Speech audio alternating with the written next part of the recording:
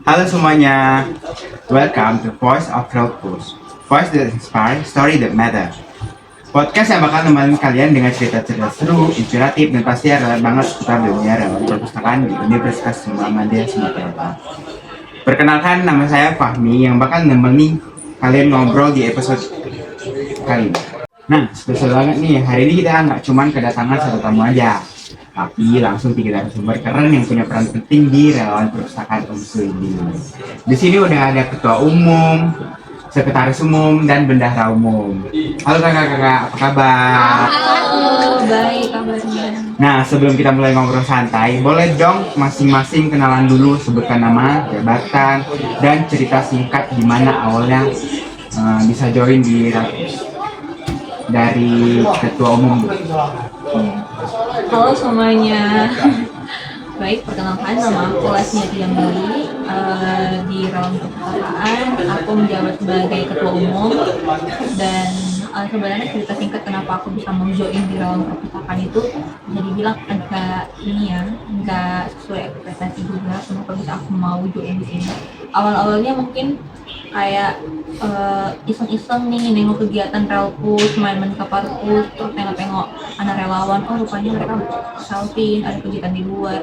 Jadi aku juga kayak terinspirasi gitu ikut kegiatan mereka. Kok mereka bisa seseru itu ya? Kok aku nggak bisa join ya gitu. Jadi kemarin aku memutuskan untuk membantu beberapa waktu, beberapa kali apa yang bisa aku dapat nanti setelah aku dari itu.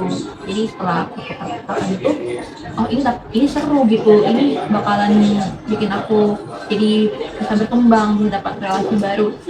Jadi aku daftar di relawan perpustakaan ini jadinya di semester 3, nggak jadi di semester awal gitu, karena kan mantau dulu ibaratnya, nengok-nengok dulu. Oh jadi seru nih. Nah jadi pas semester 3 kebetulan pembukaan juga, jadi aku join Rautus, aku coba daftar, rupanya kan lolos nih. Jadi dari situ aku jadi lebih kayak rupanya Rautus itu seru, temennya banyak, terus kegiatan juga banyak, aku cuma di sekitar perpustakaan, terus kita di luar sana kita ngadain yang namanya bakti sosial, bakti sosial namanya. Jadi pengembangannya itu luas di lingkungan masyarakat dan kampus. Jadi itu juga yang bisa membuat aku tuh mau stay di relawan perpustakaan. Nah, selanjutnya kita akan mendengarkan pengalaman dari sekretaris umum. Halo semuanya, kenalkan aku Dea.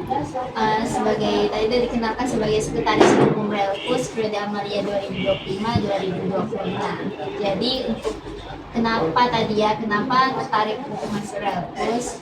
Nah, sendiri masuk Relpus tuh karena biar ada teman ikut Relpus. Karena aku kelas siang cuma 4 orang termasuk diriku, jadi 3 dari temanku itu nggak suka gitu kalau diajak ke perpus. Jadi siapa lagi temanku kalau untuk diajak ke perpus gitu. Terus karena kebetulan ternyata ada relawan lah, emang apa sih relawan ini ya kan, kirain kayak ya udah yang penting aku join aja dulu gitu, yang penting join karena awal-awal ke perpus sendiri itu kayak aneh gitu yang orang-orang kan kayak mau ngambil buku ya kayak canggung gitu, orang itu pada rame-rame ngambil kelompok atau mungkin ada yang berdua-duaan ya kan pasangan kampus. Makanya aku join ke Relpus dan itu betul-betul H-1 banget join daftarnya itu aja sih. Nah, yang terakhir ini kita dari bendahara umum nih. Gimana kak pengalamannya masuk join Rautus? Hai, sebelumnya aku Adinda. Pertama kali aku masuk itu di semester 3. Kenapa nggak di awal? Karena aku masih sibuk nongkrong, kesana kemari, siap kuliah nongkrong. Terus kayak ya main-main gabung-gabung aja di kos bareng teman-teman. Terus kayak lama-lama bosen sih gini-gini aja, uangnya juga habis banyak ya. Jadi join organisasi dan nemu relawan perpustakaan ini. Jadi kayak bisa menyibukkan diri aku di sini, bermanfaat gitu sih waktunya jadinya. Dan bagus sih, nggak terus-terusan nongkrong, punya kegiatan-kegiatan yang bermanfaat, tapi juga tetap masih nongkrong gitu, masih menikmati masa kuliah ini lah. Itu aja sih. Karena nongkrongnya bareng anak kampus. Iya, bener. Wah, keren banget ya si perjalanannya agak panjang ya. Ternyata tiap orang itu punya cerita yang berbeda-beda ya, nggak semua sama. Oke, kita mulai dari pertanyaan basic dulu nih. Nah, di sini aku mau nanya nih, sebagai pengurus inti boleh dong diceritain peran masing-masing. Biasanya ngapain sih di balik layar Rapus? Mulai dari Kak Lasri dulu deh. Oke, berbicara dengan peran masing-masing ya. Jadi kan kalau misalnya tadi bilang sebagai ketua umum tuh pasti panjang ya dari ujung rambut sampai ujung kaki. Jadi sebenarnya kalau untuk peran aku sendiri mungkin bisa mengkoordinir seluruh BPH, terus dibantu sama kedua partner juga untuk membendung. Terus untuk peran aku juga mungkin bisa membantu BPH dalam menjalankan program maupun progres. Terus bisa membantu membantu BPH untuk melaksanakan program kerja atau membuat program kerja yang akan dilaksanakan. Terus berperan juga sebagai jalur komunikasi antara pihak alumni maupun BPH. Nah, jadi pada intinya kalau untuk peran aku sendiri itu mungkin bisa dibilang juga harus mengambil keputusan, tetapi mengambil dan meletakkan keputusan yang ada yang telah dibuat bersama-sama dengan BPH maupun timum BPH dan kader-kader lainnya sesuai dengan yang disepakati di forum. Oke. Bener nggak sih Kak jadi ketua umum? Bener nggak sih? Sebelah. Sebenarnya kalau dibilang berat ya pasti berat, karena kan beban yang dipikul itu banyak ya, apalagi menghandle 9 bidang itu terlalu banyak menurut aku. Nah, belum lagi menanggapi berbagai sikap dari berbagai pihak. Jadi sebenarnya balik ke kita lagi sih, gimana caranya kita menanggapi setiap tindakan dan sikap dari berbagai BPH kita. Kalau kita bawa enjoy ya santai ya nggak terlalu berat. Ya yang penting intinya kerjasama aja. Kalau misalnya kerjasama nggak akan berat bagi aku. Jadi kalau misalnya semua kita akan bareng-bareng sih udah santai aja kerjanya, nggak yang berat-berat kali.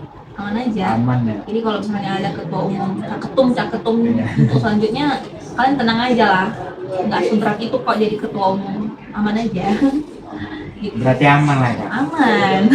Aman terkendali ya. Ini kalau Kak Dea nih gimana nih? Apa yang ceritain biasanya ngapain aja sih di balik layar Rapus nih? Yang aja ya, namanya sekretaris biasanya keseratan ya, notulensi sekretaris kan juga mendampingi ketua umum. Jadi peran aku lebih di balik layar mungkin, karena kan untuk jalannya program kerja suatu kegiatan itu kan butuh persyaratan banyak hal lah. Nah itu sekretaris yang mengkoordinir untuk bidang-bidangnya, dan juga yang untuk menjadwalkan setiap program-program kerja. Kan banyak tuh, ada 9 bidang tadi kan. Jadi selain itu mungkin untuk ini administrasi, lebih ke administrasi kalau untuk sekretaris kan. Oke, kalau untuk Kak Dinda nih sebagai bendahara umum gimana nih dari layar Rapus? Seperti bendahara-bendahara yang lain ya Pak Fni. Tentang keuangan, pemasukan yang dapat dari luar itu kita untuk organisasi yang keluar, yang dari dalam bentuk keluar, apa yang mau dibeli, apa yang perlu dikeluarkan untuk ini itu. Mungkin tentang keuangan, transaksi-transaksi itu kita catat juga sebagai bendahara, sekecil apapun ya itu bisa kita pertanggungjawabkan. Kalau ada bukti-buktinya juga kita mengumpulkan bukti setiap dari awal sampai akhir ini juga ya, pokoknya tentang keuangan dan segala macam transaksinya. Oke. Nah, terus program kerja atau kegiatan surah apa aja yang sering dilakukan di Rapus ini? Nah, Boleh dong perwakilan dari kakak-kakaknya menceritakan kegiatan yang paling seru yang sering dilakukan di Rapus nih. Siapa nih menceritakan? Sekum juga boleh. Itu aja ya kan? Boleh. Ya udah deh. Mungkin dari kegiatan kita yang paling seru itu yang pertama bisa aku rasakan juga itu mungkin bakti literasi sosial ya, karena itu kan mungkin dia sifatnya nggak rutin, dia cuman kayak sekali dalam sekali periode ya, sekali dalam setahun. Tapi jangan salah, itu pengalaman yang paling mengesankan karena kita bakalan melihat selama 4 hari 3 malam nih. Jadi pengalaman di sana itu, kegiatan itu bisa jadi lebih banyak, jadi itu bersama dengan masyarakat dan anak-anak sana. Jadi menurut aku pengalaman yang paling seru itu yaitu bakti literasi sosial, karena kita bakalan nemuin ya dimana kita tadi bisa melihat teman-teman kita yang bangun tidur langsung disuruh senam, terus pergi nyebar proses kegiatan, nonton bareng anak-anak dan masyarakat di sana. Terus belum lagi tidurnya yang nggak cukup karena bakalan mengejar deadline gitu, belum lagi nyiapin makanan dan banyak lah pokoknya kegiatan yang akan dilaksanakan. Mungkin terkesan bakalan capek juga sih badannya, tapi jangan salah itu pengalaman yang paling berharga gitu, yang bakalan jarang kali di luar sana. Jadi ternyata nggak cuma membantu di perpustakaan aja ya, Bener. tapi juga aktif di kegiatan-kegiatan luar. Iya, sering juga di luar.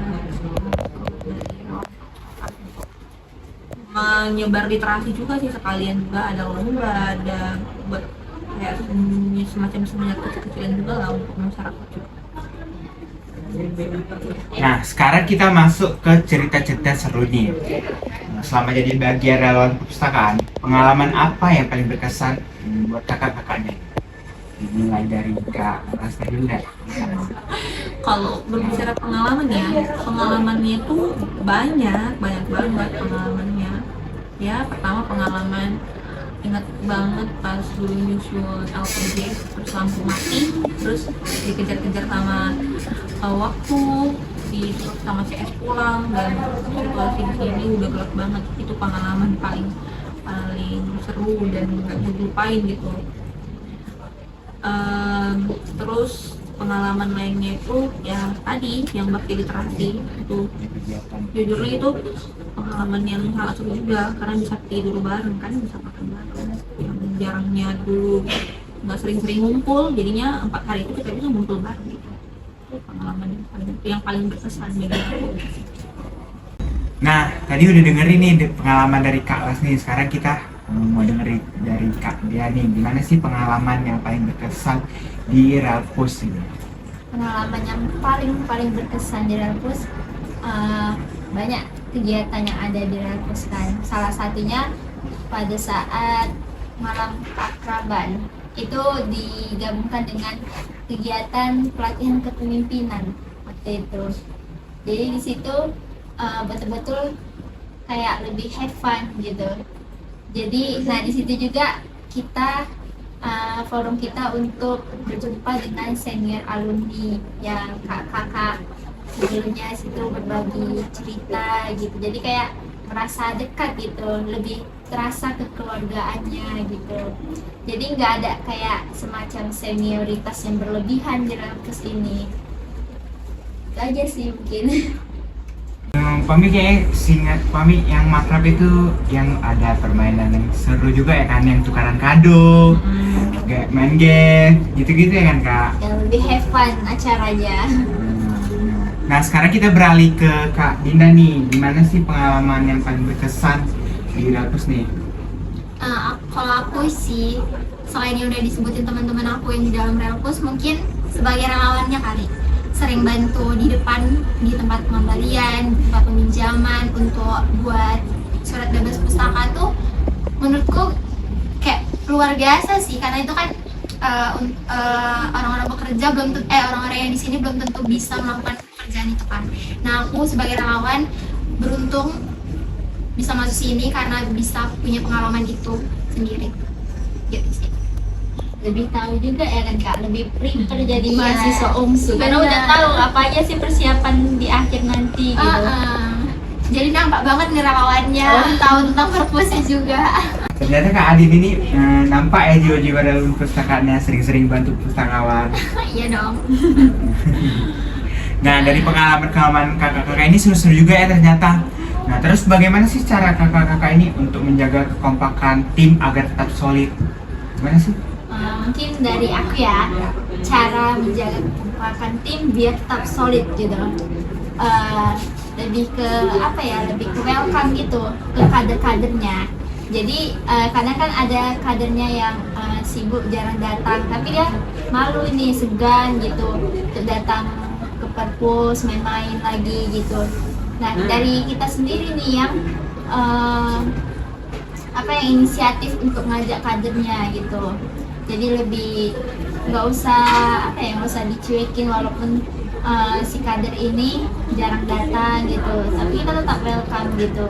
Jadi juga dengan adanya diskusi-diskusi ringan, jadi nggak muluk-muluk tentang organisasi aja yang dibahas gitu, seputar perkuliahan gitu, saling sharing, apalagi kan Relpus kan dari berbagai jurusan gitu, justru di situ letak serunya karena setiap jurusan pasti ada ceritanya gitu. Oh, berarti Relpus ini seru ya, orangnya welcome ya kan, chill. Iya dong. Terus menurut kakak ini apa sih yang bikin Relpus itu beda dari organisasi lain di kampus? Oke. Dari bentuk nggak sih? Siapa aja boleh deh. Boleh. Mungkin kalau dari aku tuh yang membedakan organisasi lain sama Relpus itu lebih ke keluargaan kali. Di dalamnya ini kita benar-benar komunikasinya kuat. Kalau ada masalah saling komunikasi biar dapat titik permasalahannya diselesaikan. Terus kita nggak cuma tentang kayak yang dibilang Sokum tadi, nggak cuma tentang organisasi, kita juga di luar organisasi tetap kita main, terus membantu satu sama lain. Jadi kayaknya tetap sehat gitu organisasi, nggak ada marah-marahan, nggak ada singkut-singkutan di dalam suatu bidang gitu sih. Tetap sehat dan itu jadi mancar keluar gitu loh, jadi keluar kita tuh happy bawaannya, nggak yang jumpain ini lagi males kan biasa kayak kita kan, dan kita ini tetap enggak sih, kalau jumpa di luar tuh hai gitu terus jadi kayak seru sih, sehat. Kalau kami nanya ke moderatornya boleh nggak? Iya boleh kan. Kan moderatornya anak Relpus juga. Nanya apa ini? Ya mulai join, biasa sih pengalaman join Relpus walaupun masih baru kan baru. Menurut aku sih pengalaman di Relpus ini bagaikan rumah kedua ya, gila dengan orang-orangnya juga chill, seru. Iya, benar-benar. Kayak nggak suka marah-marah. Terus aku mau nanya juga nih, kan di zaman sekarang nih kan serba digital nih. Relpus sendiri gimana sih cara beradaptasi, kayak apakah sudah aktif di media sosial atau platform digital tuh gimana sih? Kalau untuk Relpus ya di zaman digital saat ini, pasti kan teman-teman juga tahu kalau misalnya kita di Relpus itu ada 3 platform yang memang digunakan, itu ada Instagram, TikTok, sama YouTube ya. Jadi kalau untuk di Relpus sendiri kita tetap aktif, tetap expose. Jadi apapun kegiatan yang kita lakukan itu, baik itu kegiatan yang rutinan maupun progres maupun program, itu tetap kita tahap, ataupun ada berbagai kunjungan yang kita lakukan juga tetap kita tahap. Jadi sebenarnya kalau misalnya untuk Relpus juga udah bisa lebih mengenal media digital kita juga, terus kita juga menggunakan platform ini sebagai media promosi. Nah, media promosi konten untuk kegiatan, untuk seminar.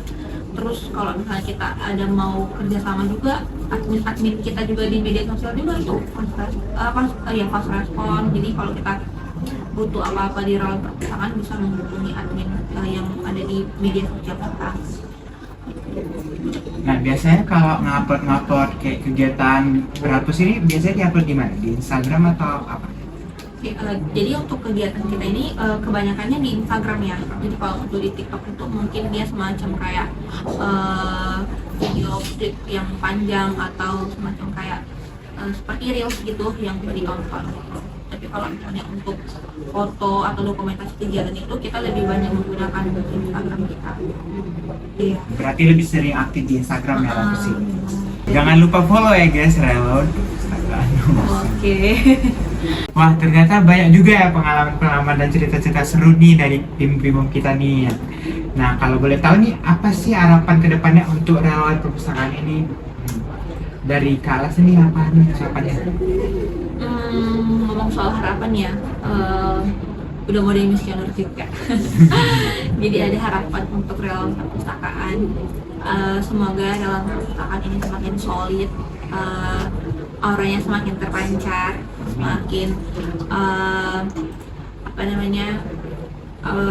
semakin mengembangkan relasi. Terus semoga kedepannya itu tetap berprestasi ya. Terus jangan lupa seluruh proyek dan progresnya itu tetap dijalankan. Oke gitu. Kalau Kak Deang gimana nih harapannya nih ke depan untuk relawan perpustakaan? Semoga Ratus Unsur tetap ada dan semakin berkembang. Jadi kan kalau bisa tetap ada kan banyak pasti adik-adiknya nanti, terus lebih banyak lagi jangkauannya. Gitu aja lah. Iya, semoga tetap ada dan semoga makin berdampak juga untuk peningkatan literasi ke depannya. Singkat aja ya. Iya. Dari Kak Dinda, gimana harapannya untuk relawan perpustakaan? Kalau aku sendiri sih semoga makin panjang dan Apa ya Pak? periodenya. Periode siapa ini Kak? Jangan periode Periode ke depannya Oh. berulang-ulang, Oh, bakal ya. estafetnya berkelanjutan. Di periode ke depan inisiasinya semakin baik, banyak kader yang ikut, Ya, sering-sering main kesini sih. branding Rautus juga semakin kuat. lebih Iya. banyak dikenal se-Indonesia. Begitu ya teman-teman semua harapannya semua sangat keren dan juga inspirasi. Semoga tercapai. Amin. Nggak terasa ya obrolan kita ini seru banget dan inspiratif. Nah buat Kak Lasih terima kasih nih sama Kak Dea dan Kak Adi yang udah meluangkan waktunya untuk podcast hari ini. Terima kasih ya Kak. Sama-sama. Terima kasih juga moderator kita. Nah dari sini kita sadar kalau perpustakaan itu bukan cuma sekedar baca buku doang, tapi juga tempat berkembang, berproses, dan ketemu-temu orang hebat seperti kakak-kakak ini. Nah, buat kalian yang lagi dengerin podcast ini, jangan ragu ya buat datang ke perpustakaan UMSU atau bahkan join jadi relawan perpustakaan UMSU kayak saya dan kakak-kakak ini. Aku Fahmi pamit undur diri, sampai ketemu di podcast selanjutnya di Voice of Relpus, voice that inspire, story that matter. Stay inspired, stay curious, and see you. Dadah. Dadah.